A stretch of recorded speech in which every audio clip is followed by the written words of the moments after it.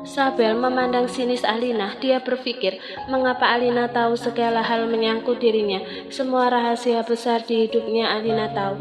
Apa yang sebenarnya lu mau dari gue? Sabel berkata sambil berteriak. Dia malu sungguh di depan lelaki yang dia cintai. Dia harus menanggung malu karena semua aibnya terbongkar di sini. Padahal ia memang Gendra yang membongkar dan mencari tahu semuanya. Ini gara-gara Sabel juga. Suruh siapa? Dia mengusik singa yang tertidur. Yang gue mau, Alina tampak berdiri dari duduknya dan berjalan mengitari semenah kesalahan kepadanya. Simpel sih yang gue mau, minta maaf ke publik dan bilang kalau lu halu tentang pacar suami gue. Lu juga harus konfirmasi bahwa sebenarnya lu mengarang soal itu dan tegaskan dengan fans lu untuk nggak bully gue dan mendekati atau ikut campur tentang keluarga gue.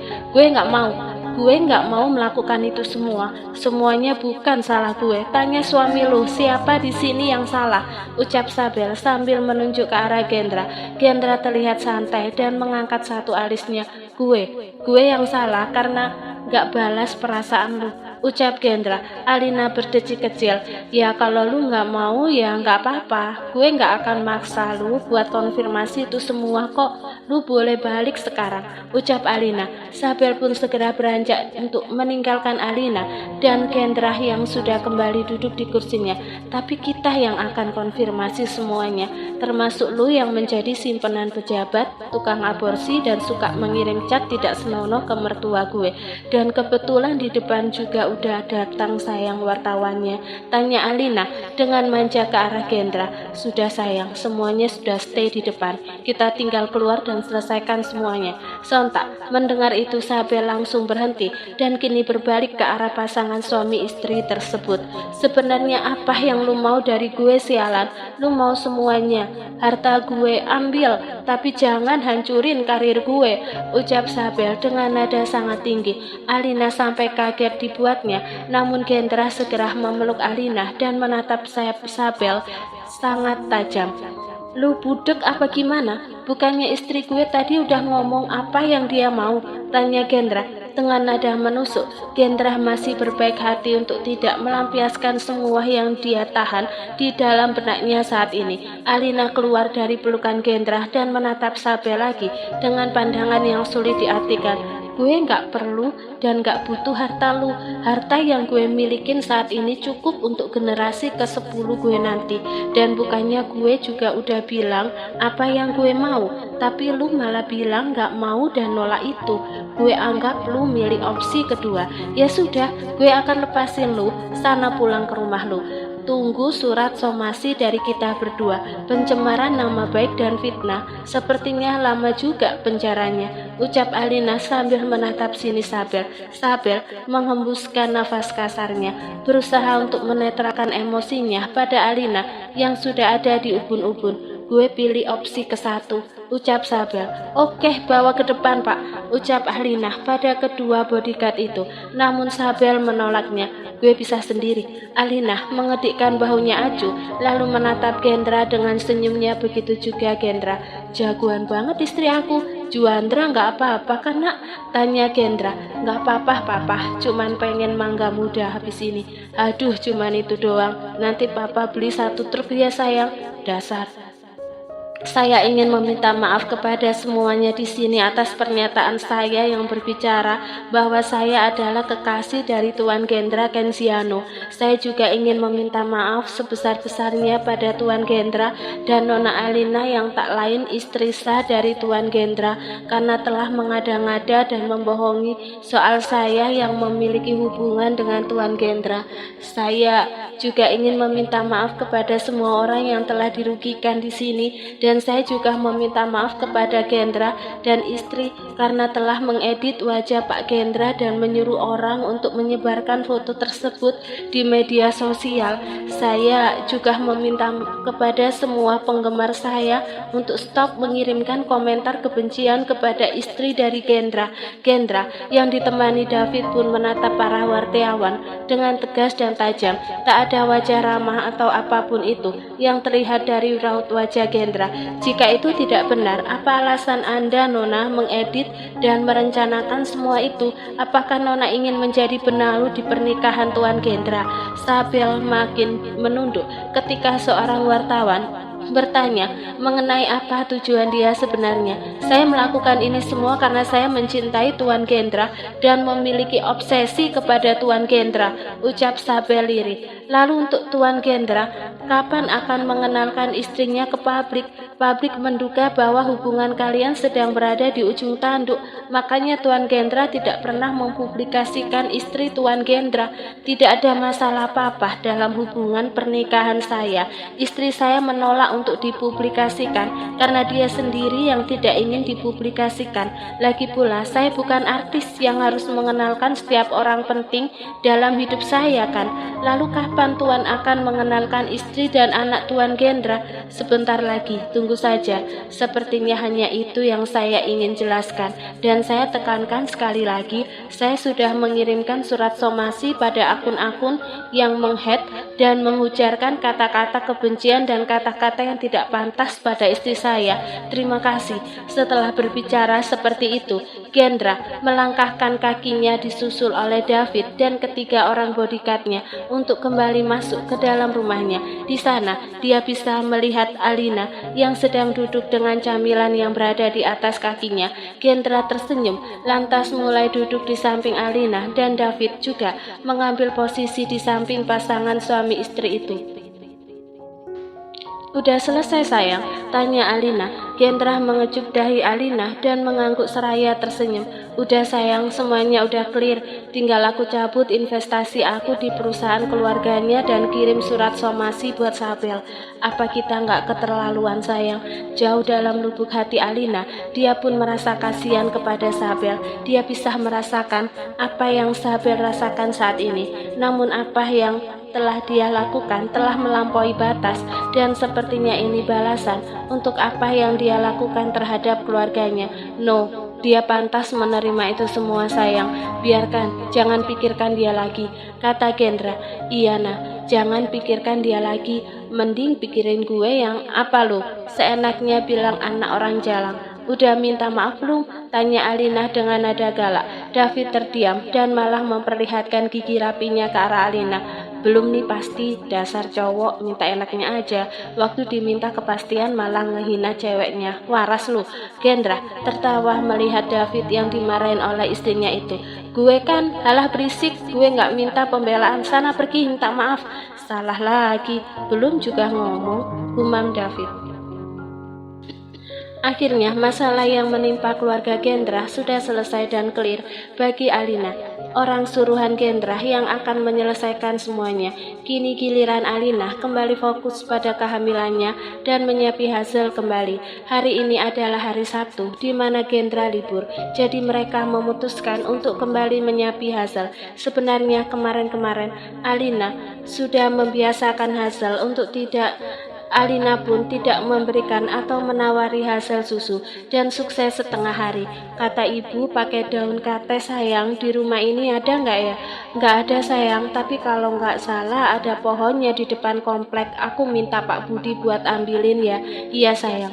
Gendra segera pergi menuju Pak Budi yang tak lain adalah satpam kompleknya untuk meminta beberapa daun kates untuk ramuan supaya hasil tidak ingin. Kata ibu Alina kemarin, menyapi anak itu bisa memakai daun kates atau pepaya. Jika menggunakan brotowali, rasanya akan teramat sangat pahit dan menimbulkan bekas. Namun jika menggunakan daun pepaya atau kates, rasa pahitnya tidak akan terlalu strong atau kuat. Sambil menunggu kedatangan Gendra yang sedang mengambil daun, Alina mencubit gemas pipi Hazel yang semakin tembem saja. Lihat, pipinya semakin tembam, padahal harus membagi dengan papanya. Berarti ASI sangat lancar dan deras. Hazel sayang, lapar nggak nak? Tanya Alina sambil mengelus rambut tebal Hazel. Hazel memang memilih rambut tebal yang cantik, memiliki rambut tebal yang cantik. Menurut Gendra, itu adalah turunan dari ibunya, namun selebihnya Hazel sangat mirip dengan Gendra. Perma, ndak mau Nen. Alina terkekeh kecil. Tunggu papa ya, nanti papa bawain makanan buat Hazel. Hazel terlihat mengedipkan matanya lucu untuk mengalihkan perhatian Hazel agar tidak. Alina dan Kendra memang menyediakan banyak makanan ringan yang baik untuk bayi di kulkas mereka, seperti jelly yang Alina buat sendiri, lalu ada chips sayur, biskuit kesukaan Hazel, es krim yang Alina buat juga dari buah dan sayur, sampai coklat pun Kendra sediakan. Mau sekarang ma. Alina tersenyum mendengar rengekan dari Hazel. Dia akan memberikan Hazel chips sayuran daripada Hazel menangis.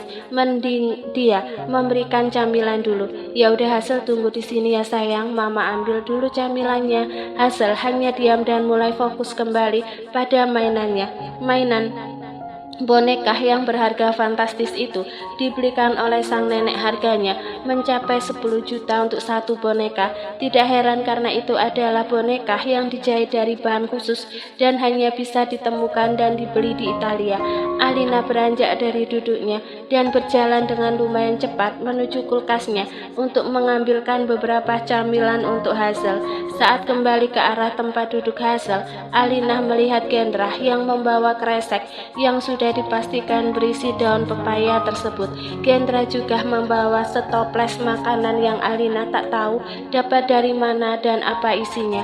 Bawa apa itu mas? Kendra memberikan setoples makanan itu pada Alina.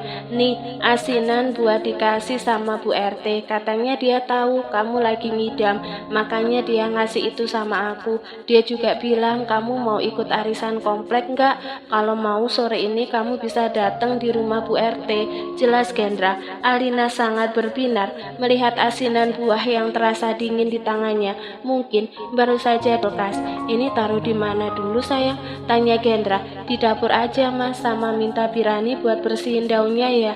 Kendra mengangguk lantas mulai berjalan menuju dapur untuk memberikan daun pepaya itu kepada asisten rumah tangganya. Sedangkan Alina, dia mulai memberikan camilan itu kepada Hazel. Hazel tentu saja terlihat sangat antusias. Dia benar-benar suka nyemil sih, persis seperti Kendra. Tak lama, Kendra datang kembali menghampiri Alina dan duduk di samping Alina memperhatikan Hazel yang sedang bermain boneka sambil memakan camilannya. Sayang, kalau aku ikut arisannya gimana? Ucap Alina membuka pembicaraan. Ya nggak apa-apa sayang, boleh, itu terserah kamu. Aku juga diajak kerja bakti dari kemarin, mereka tuh pengen ngajak kita katanya, tapi segan, mereka juga takutnya aku sibuk. Padahal kalau weekend mah aku free aja.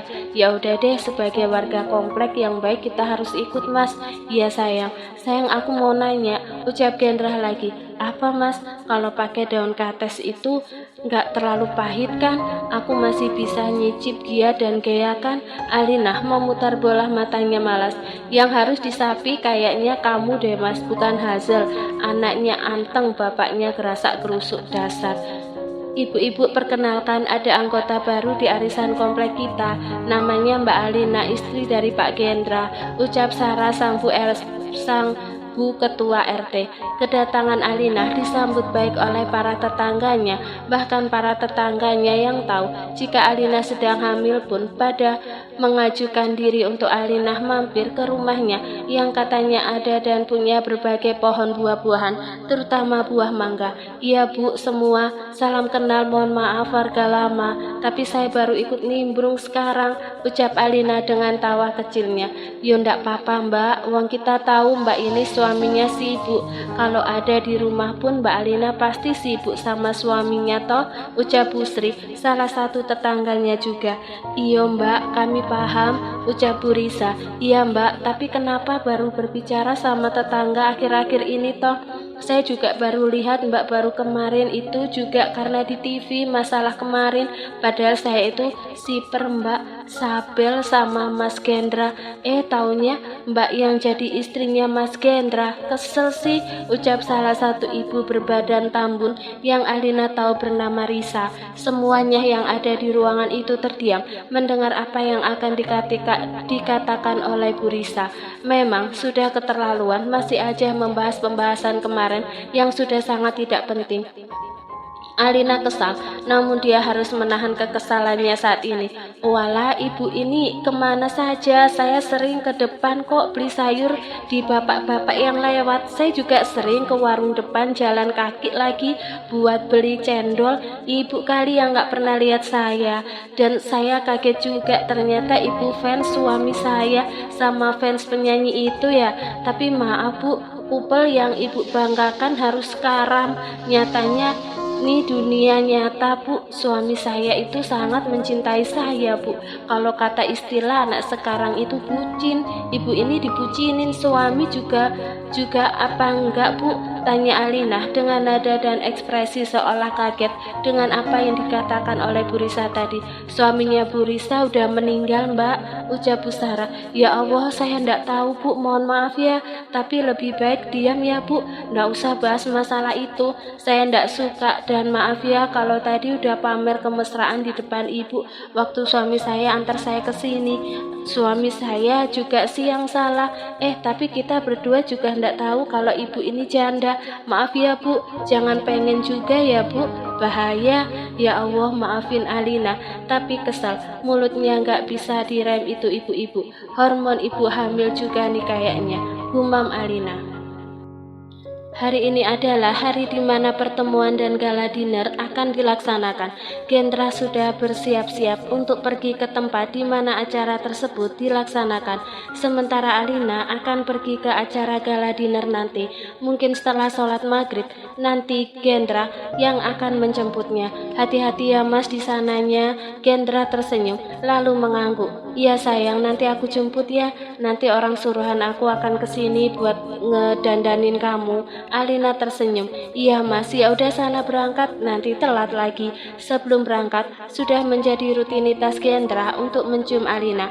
Hazel dan juga calon anaknya itu tidak pernah absen, namun berhubung Hazel masih tidur, jadilah anak itu tidak mendapatkan ciuman selamat tinggal dari papanya. Setelah mencium kening Alina, Gendra turun ke permukaan perut buncit Alina dan berbicara dengan anaknya yang ada di dalam kandungan Alina.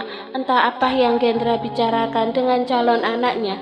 Alina hanya bisa tersenyum melihat interaksi suami dan anaknya itu. Setelah selesai, Gendra berdiri lagi lalu memandang Alina dengan tatapan hangatnya. Aku berangkat sayang, assalamualaikum. Waalaikumsalam mas. Gendra masuk ke mobilnya yang dikendarai oleh sopir pribadinya. Setelah tidak melihat mobil lagi, Alina segera masuk kembali ke kamarnya untuk menidurkan tubuhnya. Dia akan bergabung dengan Hazel untuk tidur siang terlebih dahulu. Toh ini juga baru pukul 12 siang, masih ada waktu lama untuk sekedar tidur. Di sisi lain lagi, Ardan memaksa untuk Emily tes DNA untuk meyakinkan Ardan bahwa itu memang anak kandung Ardan. Berulang kali Ardan meminta Emily untuk tes DNA. Berulang kali juga Emily menolaknya. Emily sudah berbicara kepada Ardan mengenai alasan dia menolak itu, namun dia tidak paham. Dia masih tetap ngotot untuk tes DNA. Kak, aku sudah bilang alasannya, kandungan aku masih rawan dan baru memasuki usia ke-3 minggu, sedangkan tes DNA itu bisa dilakukan pada usia kandung 15-20 minggu. Kamu paham gak sih? Ardan yang berada di depannya pun memandang Emily dengan sinis. Emily berkata dengan nada kecil, takut jika tetangganya mendengar perdebatan antara dirinya dan Ardan. Emily dan Ardan memang tinggal berdua di lingkungan asrama. Setelah perdebatan kemarin, Emily kembali lagi pada asrama karena suruhan dari papanya. Papanya bilang jika ada masalah mengenai rumah tangganya, maka selesaikanlah dengan kepala dingin dan jangan bermain kabur-kaburan. Padahal mungkin jika papanya tahu fakta bahwa anak perempuannya telah dilukai hati dan fisiknya oleh Ardan, maka Ardan mungkin tidak selamat. Aku tidak percaya itu. Kamu adalah wanita picik yang tidak akan pernah aku percayai. Emily yang sudah muak terhadap Ardan pun menatap Ardan. Ardan memang benar-benar keras kepala. Emily sampai berpikir bahwa Ardan itu memang bukan manusia. Dia iblis berkedok manusia. Jika jika tidak percaya, tidak apa-apa. Aku juga tidak meminta kamu untuk percaya dengan apa yang aku katakan. Satu lagi, kalau kamu masih ingin kekeh dan ngotot untuk tes DNA di usia kandunganku yang sekarang, maka siap-siap untuk kehilangan jabatan dan apa yang menjadi mimpi kamu dari kecil. Kamu mengancamku. Jika itu yang kamu pikirkan, maka ya, aku mengancammu, Ardan Pramana. Aku memiliki segalanya yang tidak kamu punya. Orang tuaku memiliki segalanya, dan menghempaskan kamu sama saja menghempaskan satu debu, Ardan Pramana. Setelah mengatakan itu, Emily dengan senyuman pergi meninggalkan Ardan yang masih menahan emosinya. Wanita sialan, kamu lebih sialan, Ardan, lelaki gila. Alina kini sudah siap untuk menghadiri gala dinner di pertemuan rekan kerja Gendra. Alina pun sudah siap dengan dress yang sangat cantik dan bertabur batu berlian yang sangat cantik dan pas di tubuhnya. Hazel juga tidak kalah cantik, dia sangat cantik tampil dengan dress berwarna biru muda yang selaras warnanya dengan sang ibu. Nah, sudah semuanya Nyonya, saya pamit ya. Baby Hazel pun sudah cantik, ucap Geo, seorang lelaki gemulai yang diutus Gendra untuk makeover Alina. Iya, silahkan, terima kasih. Sama-sama Nyonya. Tak lama setelah kepergian Geo, Gendra datang dengan masih memakai setelan yang terakhir dia gunakan. Gendra menatap Alina tidak berkedip. Dia sangat terpana melihat Alina.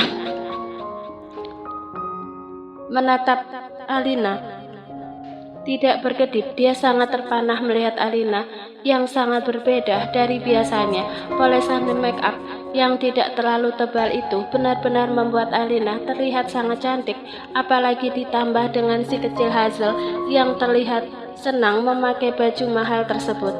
Ini dua bidadari dari mana ya? Kok aku baru lihat ya? Wajah Alina sontak memerah mendengar pujian yang keluar dari mulut suaminya. Meski seringkali suaminya memuji dirinya, tapi tetap saja Alina masih malu jika diperlakukan seperti itu oleh Gendra. Bidadari dari surga, Pak? Gendra terkekeh mendengar apa yang dikatakan oleh Alina. Pantesan Papa jarang lihat. Gendra kini berjalan untuk mendekati Hazel dan mencium kecil anaknya. Namun bukannya disambut baik oleh Hazel, Gendra malah mendapatkan pukulan kecil tepat di wajahnya yang berasal dari tangan kecil Hazel. Pa, Alina tertawa dibuatnya. Anak kecil nggak pernah bohong, Pa. Katanya bau, Pa. Gendra berpura-pura memajukan bibirnya dan pura-pura kesal dengan apa yang dilakukan Hazel kepadanya. Hazel nakal ya sama Papa, ucap Gendra. Dato, ndak au cium aja. Nggak mau cium aja. Alina tertawa di bulatnya. Hazel memang seperti dirinya sekali. Dari kecil saja perkataannya sudah terkesan jutek dan tidak suka pada orang yang selalu mendekati, apalagi menciumnya, kecuali mamanya. Papa udah mandi, Nak. Bau, anak kecil itu nggak pernah bohong, Mas, ucap Alina tertawa. Gendra memutar bola matanya malas. Dia benar-benar kesal, tapi ya hanya pura-pura. Mana bisa dia kesal beneran pada anak dan istrinya. Sambil menunggu keberangkatan mereka, Gendra menutup sebentar matanya. Dia mengantuk dan lelah. Pertemuan tadi benar-benar menguras tenaganya. Meski hanya sekedar pertemuan, tapi tetap saja melelahkan. Alina menggelengkan kepalanya melihat Gendra yang menutup matanya. Pandangan Alina kini beralih pada cermin besar yang memperlihatkan tubuh dan perut buncitnya. Sayang, apa dedeknya nggak kepencet itu? Bajunya kok ketat ya? Padahal aku udah sesuaikan sama ukuran kamu, kata Gendra sambil memperhatikan istrinya yang sedang mengerus perutnya. Iya sih Mas, agak sesek dikit, gimana ya? Gendra bangun dari tidurnya dan kini menatap Alina dengan tatapan intensnya. Ganti aja ya, mau sayang, tapi nanti jadi nggak kupelan sama Hazel. Saya nggak apa-apa daripada seseknya nanti dedeknya nanti kepencet sama baju kamu yang ketat gini. Ganti aja ya, bujuk Gendra. Nggak apa-apa deh Mas, bajunya juga masih bisa ditarik ke depan dikit kok. Nggak apa-apa ya sayang kalau nggak dipakai bajunya. Gendra menghela nafasnya pelan. Sayang ganti ya, aku takut kamu sayang ada darah.